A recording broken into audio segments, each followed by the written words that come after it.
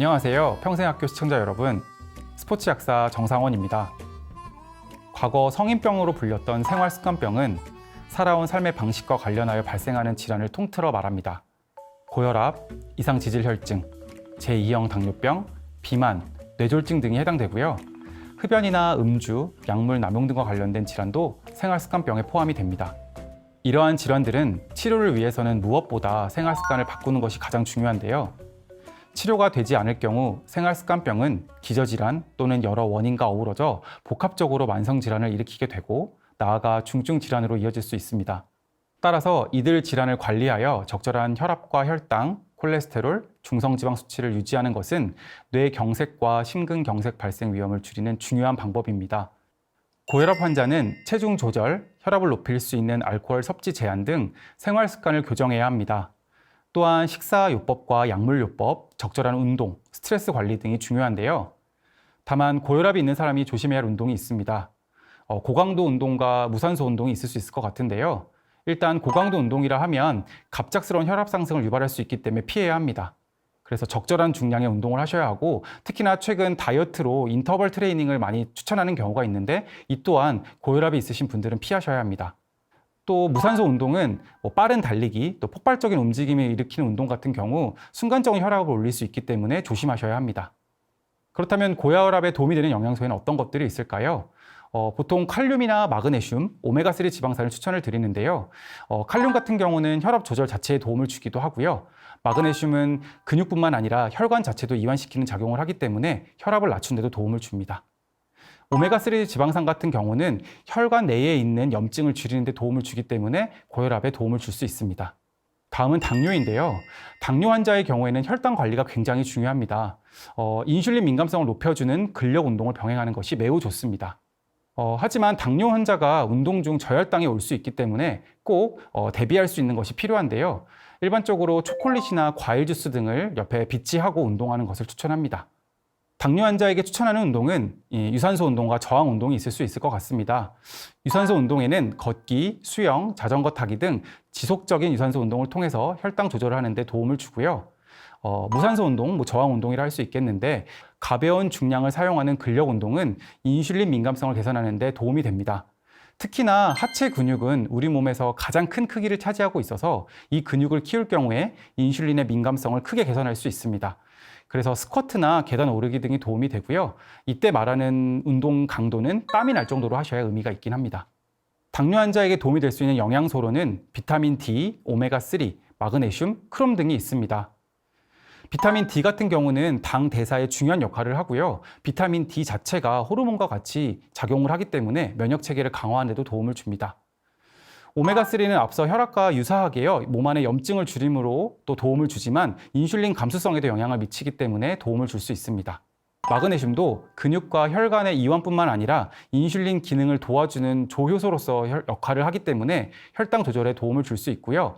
크롬은 인슐린 자체의 내당성, 그러니까 당에 대해 내성이 생기는 거에 도움을 줄 수 있기 때문에 훨씬 더 같이 드시면 도움이 될 겁니다.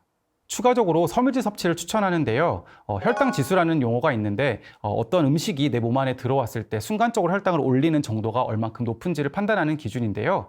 섬유질은 이 혈당 지수가 굉장히 낮기 때문에 당뇨 환자에게는 굉장히 도움이 됩니다. 그래서 채소, 과일, 통곡물이 많이 포함되어 있는 음식을 드시는 게 추천이 되고요. 특히 당뇨는 하루의 식사 시간이라든지 운동량에 따라서 당의 변화가 클 수 있기 때문에 이를 확인하고 관리하는 것이 중요합니다.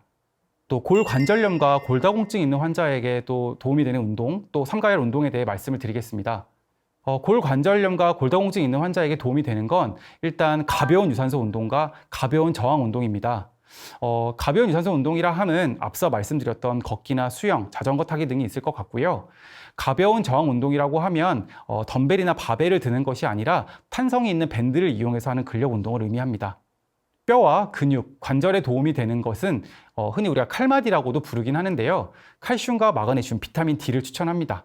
칼슘은 뼈의 직접적인 재료이기도 하고요. 근육 수축에도 기여하기 때문에 도움을 주고 또 마그네슘은 뼈 건강에도 도움을 주지만 칼슘의 흡수에도 도움을 주기 때문에 같이 복용하는 것을 보통 추천을 합니다. 이 칼슘과 마그네슘이라고 하는 이 미네랄이 몸 안에서 흡수가 될 때 이 비타민 D가 꼭 있어야 하는데요. 그렇기 때문에 칼슘과 마그네슘, 비타민 D는 웬만하면 같이 보충하시는 것이 좋습니다. 또 갑상선 항진 및 저하증을 갖고 계신 분들도 있을 겁니다. 갑상선 항진 및 저하증은 이 티록신이라는 호르몬의 과잉 혹은 저하로 인해서 생기게 되는데요. 이 티록신은 체내의 대사를 촉진하여 체열을 높이고 활동을 할 때 도움을 줍니다. 항진증일 경우에는 과도한 유산소 운동과 고강도 운동은 피해야 할 것이고요. 대신 저강도 유산소 운동, 또 요가, 필라테스 등의 활동을 추천합니다. 오히려 저하증인 경우에는 체력 소모가 큰 운동보다는 점진적으로 유산소 운동과 근력 운동을 늘리시는 것을 추천을 합니다. 이러한 갑상선 기능 관련된 부분에서 질병이 갖고 계신 분들이 유의해야 될 영양 성분은요. 일단 항진증일 경우에는 이미 많은 티록신이 나오고 있는 상태이기 때문에 이 티록신의 재료가 될 수 있는 요오드가 과도한 음식을 피하는 것이 좋습니다.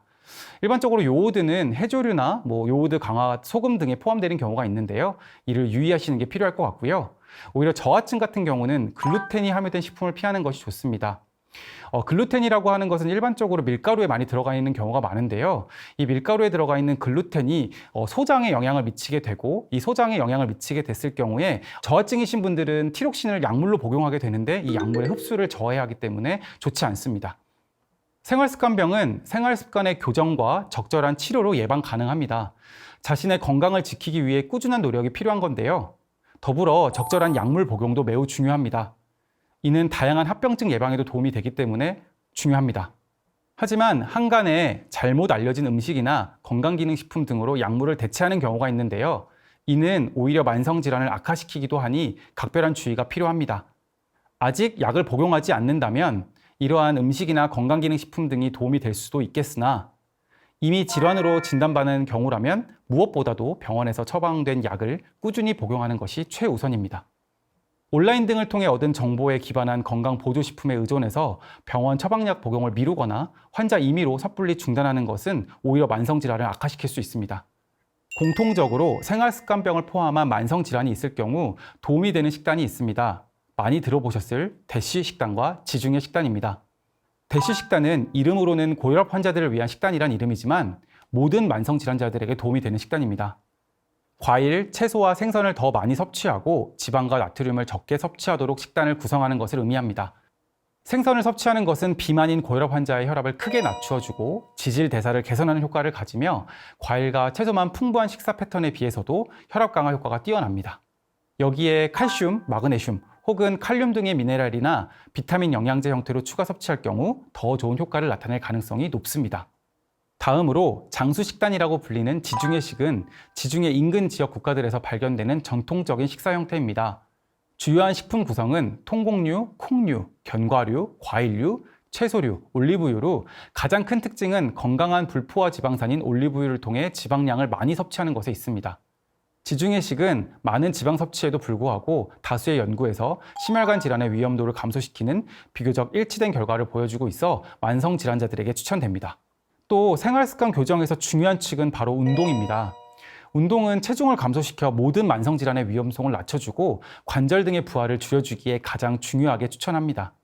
하지만 운동에 의한 근골격계 손상, 스포츠 손상이라 할 수 있죠. 또는 심장성 급사 등의 위험성이 있을 수 있으므로 운동을 시작하기 전에 운동으로 인한 위험한 질환의 동반 여부를 꼭 확인해야 합니다.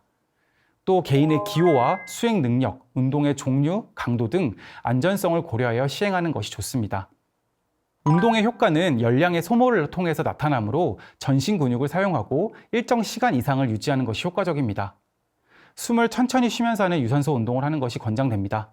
걷기, 조깅, 자전거 타기, 수영, 댄스, 스케이트, 줄넘기, 계단 오르기 등이 이러한 특성을 지닌 대표적인 운동들이라 할 수 있습니다. 유산소 운동은 인슐린 민감성을 높여주는데 이 효과가 24시간에서 72시간 지속이 되므로 연속해서 이틀 이상 운동을 쉬지 않는 것이 중요합니다.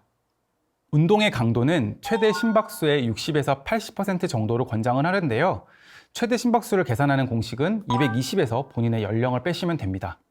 유산소 운동이 기본이지만 무게를 들고 버티는 저항성 운동에 금기사항이 없는 환자의 경우 체력 및 근육량 향상을 위해 근력 운동을 같이 하는 것도 중요합니다. 근력 운동인 저항 운동은 나이나 개인 상태에 따라 강도를 정하고 일주일에 2번 이상 하는 것을 추천합니다. 부위를 나누어 진행을 하되 큰 근육인 가슴, 등, 하체를 중심으로 적어도 한 부위에 2개 이상의 운동을 하시는 것이 좋습니다. 오늘은 다양한 만성 질환을 살펴보고 질환 및 식단, 운동법, 영양제까지 다루어 봤습니다. 만성 질환 환자들은 물론 식단이나 운동, 약도 중요하지만 가장 중요한 것은 병을 관리하고자 하는 긍정적인 마음인 것 같습니다. 다음 강의에서는 스포츠와 약물 오남용에 대해 알아보겠습니다. 감사합니다.